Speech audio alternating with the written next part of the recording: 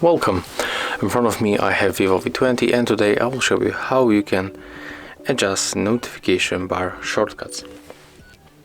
So let's open notification bar, and right now to change position of this shortcuts you have to simply click on this icon. Right now if you want to change position, for example of record screen, click, hold and then drag it. For example, we can put it between Bluetooth and the do not disturb mode, so in this place. As you can see right now, we can release, and the shortcut is attached to the first line of the list.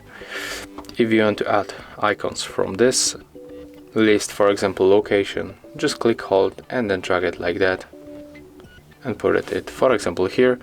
If you want to add additional icons like bedtime mode, just take a look, it's very simple. After that we can go back, and that's how we can make it. So if you find this video helpful, remember to leave a like, comment and subscribe.